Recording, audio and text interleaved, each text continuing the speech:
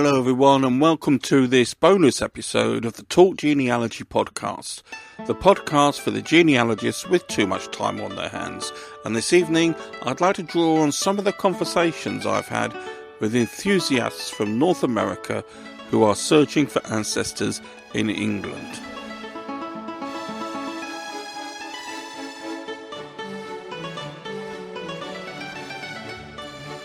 I work in a tiny bookshop in a market town in the middle of England, and some of the pleasures that come out of that are the occasions when American visitors drop into the shop and talk about their family history excursions on this side of the Atlantic.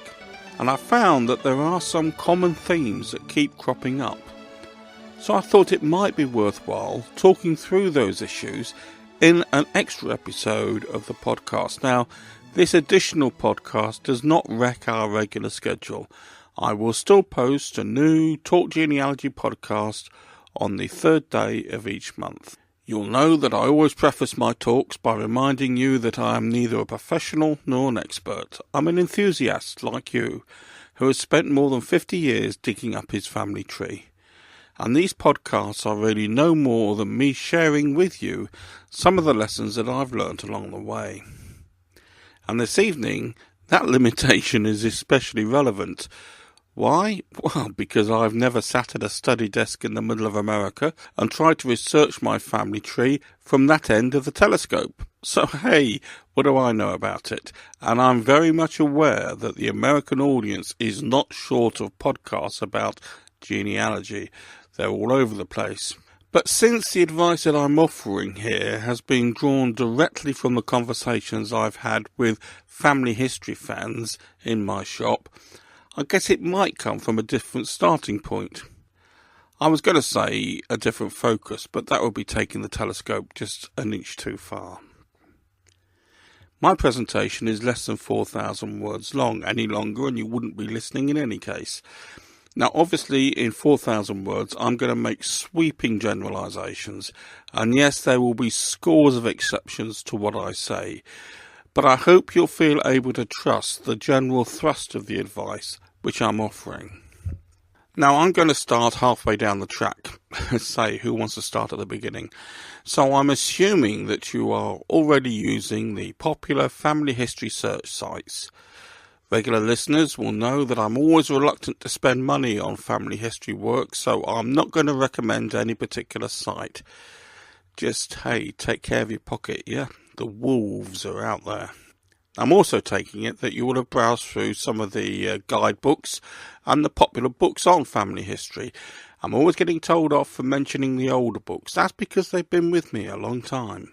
But there are several good books in the bookstores today. For example, You Can Trust Anything, written by David Hay. So I hope I'm getting the point across that this talk isn't aimed at the raw beginner. Rather, I want to share some ideas with folk who've been at it long enough to feel that perhaps it's not all coming together like it probably should do. Now that's a feeling I know plenty about. The subjects I'm going to be talking about are pretty broad, so it's not practical to take you through them in detail. If you like, I'm going to suggest things that I think you should look at, the areas of study that you should get yourself familiar with, and then I'll leave you to work through them as much or as little as you wish. But I know that I could not have completed my genealogical research without having these techniques to hand. You know, I can hear myself, I'm beginning to lecture, so we better move on. I'm going to start with one of the most useful steers that I think I can offer. It is one of the easiest ways for people unfamiliar with English genealogy to get things wrong. A particular difference between the English and the American researcher is, I found, their different perceptions of space and distance. So often I read through family trees where links are made between, say, a Cheshire lass and a Kentish lad, with no thought that perhaps this needs a special explanation. England is a small country, but it was even smaller in days gone by. I've mentioned in previous episodes that before our forefathers moved from the country to the towns, folks usually stayed on home ground, I say within the next but one parish. Now, I'm sure it can be tempting when an internet search throws up a William Cartwright of the right age, 80 miles from a girl with the right name. But you know, that is very unlikely to be the right William Cartwright. And I cannot emphasise this enough. You cannot say that it must be him because the search has thrown up no one else. You know, you've probably already read about sound research practices in the guidebook, so let's be wary of being tempted away from that good and honourable path. Now, there's always a tension in research between preparation, picking up the background, and getting on with it, which is why whenever I go to a conference, I never listen to the first 10 minutes of any session. But when you're looking for ancestors in England, the background is like the road map. So what I'm going to say is this: take a brief look at the background, get the drift of the script, then go on to the more productive stuff if you like, and come back for a deeper look at the background when you miss it. Now that's not sensible, it's not the best way of doing it, but hey, it is the way that we all go. Now I'd like you to get a hand on the nature of English genealogy and the genealogical history of the country. By English genealogy, I mean to say migration, reproductive norms, the shape of families, the class structure, the makeup of societies and communities. I suppose I mean a social profile. Like you, I've come across several hundred grandparents, and mine all have one thing in common. They all knew their place. My grandmother shared a secret. Her father grew up on the wrong side of the Thames. Centuries before, Matilda wouldn't marry her duke because he was a bastard. Two women who had no doubt about their place in the scheme of things, and there are dozens of examples from the generations between them. And then there is the genealogical history of England, the milestones that have changed the way that we look at the evidence. Without a knowledge of these two aspects, you're going to be searching blindfold, which is okay because you will still bump into dead ancestors. Sure enough, but it's not the best way of doing it. I'll tell you what, let's press on. Let's talk about what we can do rather than what we should know. But remember, we do need to come back to these boring subjects later on. The strategy which I recommend to English researchers is to build on and strengthen the oral and the family traditions for the past 100 years.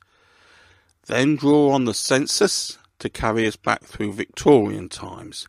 Again, strengthening and reinforcing, often correcting what it tells us.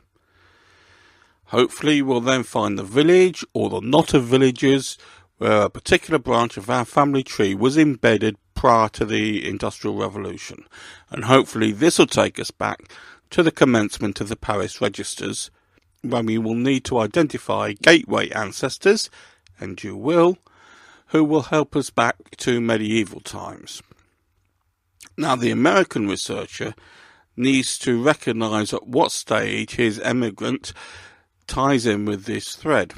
Of course, what's an emigrant to me is an immigrant to you. But try and keep that sequence in mind.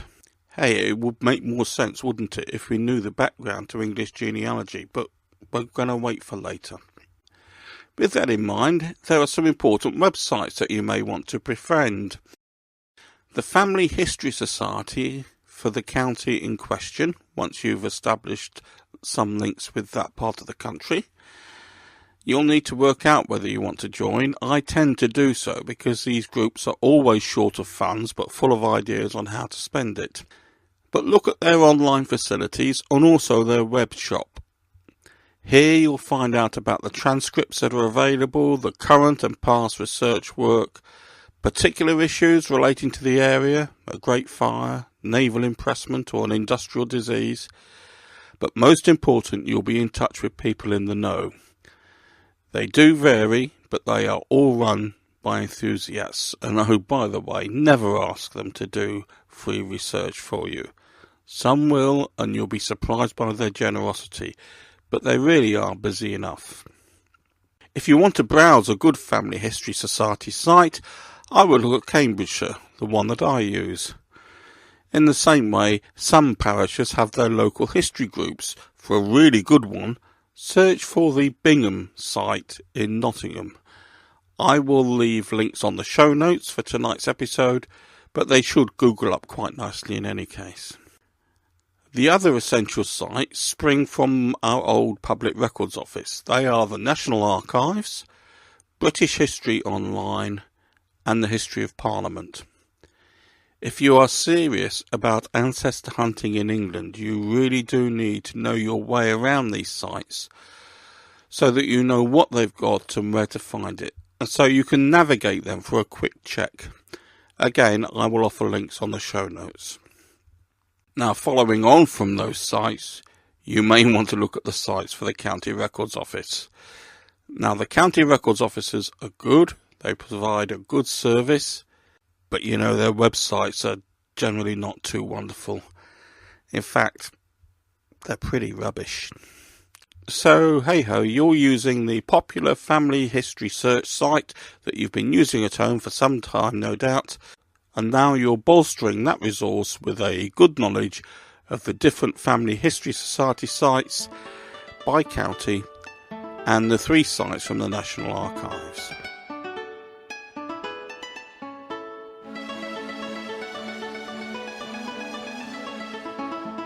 But we've now got to that stage where we really have got to look at the background to our work so we can make the best use of those sources. Let's have 20 seconds of music before we move on to the second half of the podcast. Can I remind you that the show notes for this and previous episodes can be found on the website talkgenealogy.wordpress.com. That website includes a full bibliography of the books mentioned in the series and of course a complete listing of the episodes. You'll also find a wordy blog of my very occasional thoughts. In the second part of this podcast, I'm going to account for the genealogical history of England, the nature of English genealogy, before concluding with a route map of things to take forward. Okay, genealogy in England starts afresh with the Norman conquest of 1066. Oh dear, I can hear all sorts of people complaining and challenging that, but here we go.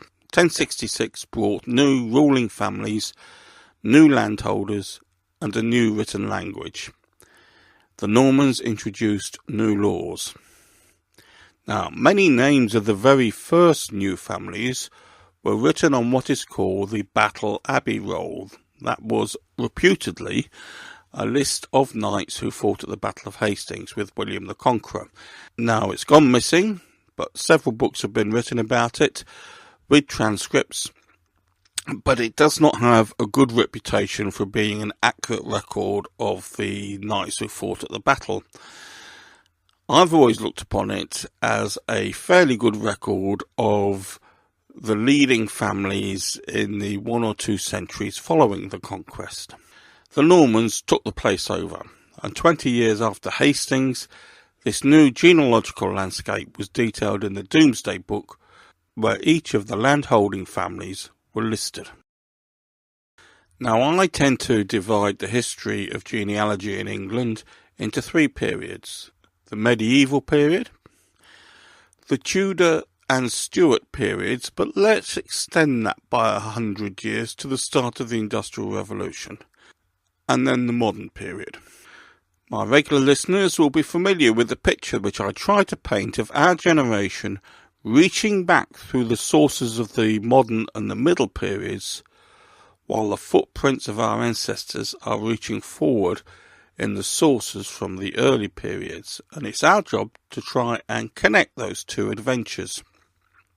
Now, during the early period, evidence survives of more or less successful attempts to apply national and properly managed taxation. These developments led us to the pipe rolls and the lay subsidies with names and locations of the taxpayers. Now, if you go to the website, you'll see that we've already done a podcast on the pipe rolls. The lay subsidies were taxations imposed on the lay population, the general population that is, usually for a specific purpose, usually a war. Now, in some cases, muster rolls also survived from this period. and from the same time a growing and regular system for settling civil disputes have left us with good legal records. So the primary sources from this early period are exchequer and legal. You may feel that this includes the general class of the population, and to a certain extent that's right. But remember that the labouring class formed a smaller portion of the population at the time. As I've said elsewhere, they were a smaller portion of a smaller population. So this brings us on to Tudor periods, when, as far as genealogy is concerned, a number of very useful things were developing side by side. One of the most important things was the practice of writing a will became more prevalent, and any Tudor will is a very important source for English genealogy. I made it the subject of my first podcast. That's how important I think it is. Also, with the decline of the manorial courts, the parish vestry became more active with responsibility for managing various parochial affairs. Now, the amount of records that survive from the vestry proceedings varies from parish to parish, and they've been stored until recently in the parish chest. And of course, the most important occupants of the parish chest were the new parish registers of baptisms, marriages and deaths. Now, the history books tell us that these should date from 1538, although the commencement date is very irregular, as I'm sure you've found out. You know, I don't think there can be a source in English genealogy that has the same romance as the parish registers. The instructions from Thomas Cromwell that it should be kept in a sound coffer with separate keys, and that every soul in the parish should be entered onto its pages at the times of their hatch, match and dispatch. It's the stuff of history. And this takes us into Stuart times, when we benefit from the work of William Dugdale and his contemporaries, who worked very hard at producing reliable what's called herald's visitations, which is the report of a touring herald who went around the country asking people to verify their rights to coats of arms, and they produced family trees to justify this. Again, we have done an early podcast on the works of the herald's visitations, which I recommend you look at. The other two important dates from this period, as far as genealogy is concerned, is the revocation of the Edict of Nantes by Louis XIV in 1685. This put the Protestant population in France at risk, and nearly 500,000 French citizens fled the country. Many came to England as what we know as the Huguenot migration.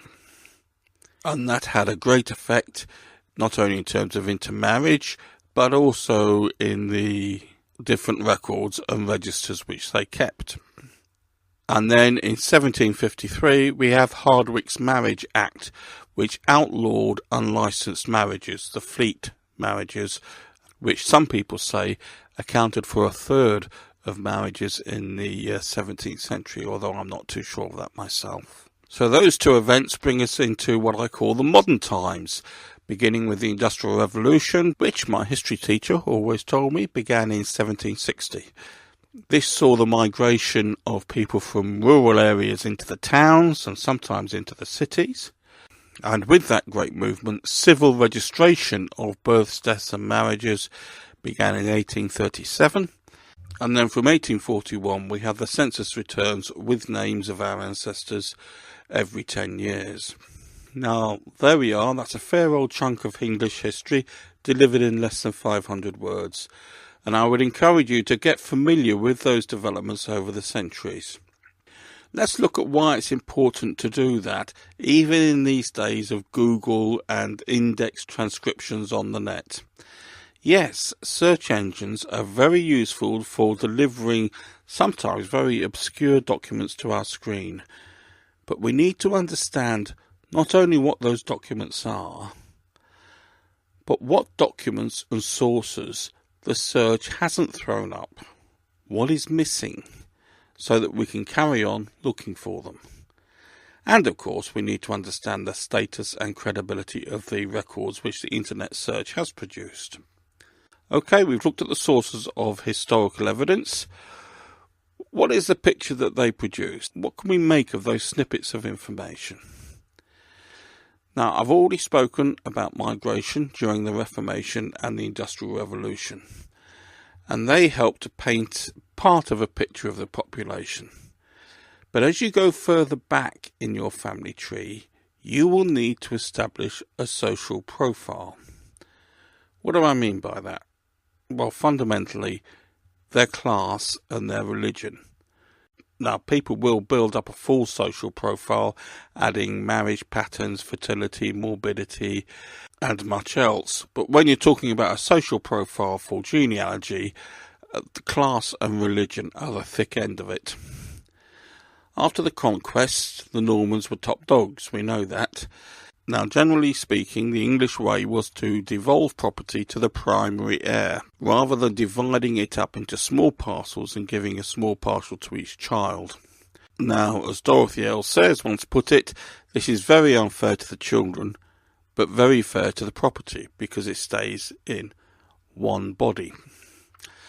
So you may think, by the time we get to the fifth and sixth daughter, she is pretty much ready to fall off the far end of the family tree, and certainly that is the end of the family that is likely to marry into a lower class, as we shall see later. But as these major families expanded, so we get increasing evidence of economic alliances through marriage, so that a daughter may come to the altar with the odd English manor or two in her pocket. Out of all this, the class structure which we recognise today emerged. At the top are the royals and the aristocracy, the power brokers. Beneath them is the knightly class. Now, these two classes are important for who they are rather than what they did. And it was in many people's interest to try and show that they were descended from this ruling class, and that led to many corrupt family trees being promulgated. Then came the gentlemen. Originally, the College of Arms had tried to restrict that term to those entitled to bear arms, but it was generally accepted that a gentleman was someone who did not work with his hands. To call yourself a gentleman was not a matter of courtesy or politeness. It was quite a specific description of your station in life. Now, in the same class was the yeoman. Again, definition can be difficult, but if you take it to be either the major farmer in a parish or someone of that status, you won't be far wrong. And then underneath them came the skilled and the mercantile class, and then the labouring poor. But these classes were not watertight, and there was always a good bit of social mobility. Now, when you get back to an ancestral family before, say, 1750, you really do need to establish their class. Not only will that show you how they lived, but it will allow you to test the credibility of any evidence that you're collecting about them. Is it consistent with their standing? Now, please allow me to offer an example of something I'm currently working on. I'm always on the lookout for gateway ancestors. By that I mean those grandparents with sufficient standing or fortune, by which I mean luckiness, that their history has been recorded and can ferry us back to much earlier times. So they are a gateway to the past. Now, researching an old cricket match, please, you don't want to know why, I came across an entry in an old Herald's Visitation report that connected a posh family in the parish with what might be a collateral branch of my family in the same village. Now, I haven't been able to tie down the relationship except to ascertain that it is not direct descent, but I now know that that branch of the family was of a sufficient class that was able to marry into the knightly class. So I know it's a promising line to work on, and I know that because I've been able to build the beginnings, no more at this stage, of a social profile.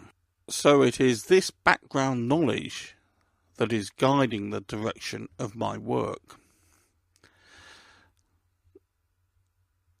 The second feature that you need to be aware of is the growth of nonconformity in the parishes. Here, migration might be important, but also a general restlessness with the dominant religion. Now, this is important. It tells you about the person, directs you towards different sources of information, especially in baptism and burial, and also it may affect marrying patterns. However, when we get back to Stuart and Tudor times, this religion becomes essential. You really do need to know if your ancestor was for the old religion or the new religion, because this really did define people. It showed how they lived, where they left their footprint, and what their family ties were.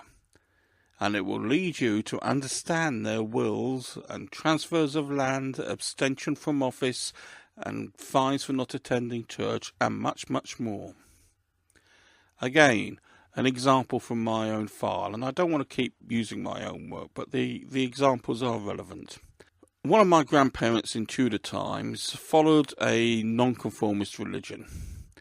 He was accused of being a wizard, a very perilous position to be in at that time. He was charged with casting horoscopes. Now, he managed to, if you like, get away with it. But sometime later, the grave of his colleague was dug up and the body disinterred by religious opponents in the middle of the night. Now, these were very dangerous times as regards religion, and we need to be able to take account of that. Okay, let's take a look at where we've got to. I think it's important that we have a grasp of the landscape of genealogy at the time of the records that we're consulting. I said there might be medieval, Tudor and Stuart, or modern times. Why? Because we need to know what records we've missed, and we need to know the status and any reservations about those records that have shown up. And when we interpret the evidence from those records, we need to have an understanding of the social profile, even if that is no more than class and religion.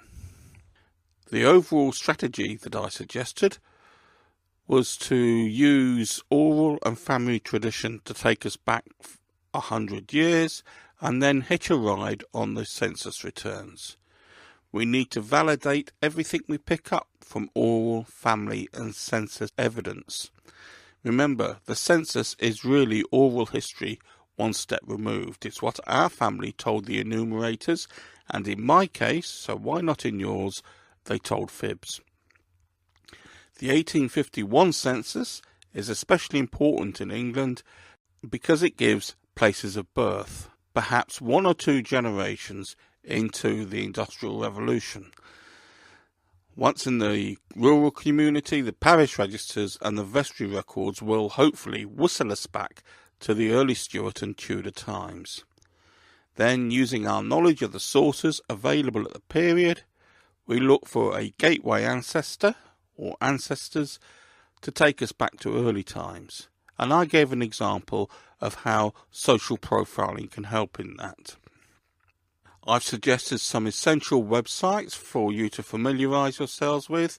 The site of the County Family History Society, and probably a local history site if there is one, and the 3 sites from the National Archives. That's the National Archives, British History Online, and the History of Parliament. Get to know those so well that you can dip in and out of them without a second thought. Now, okay, here's a secret.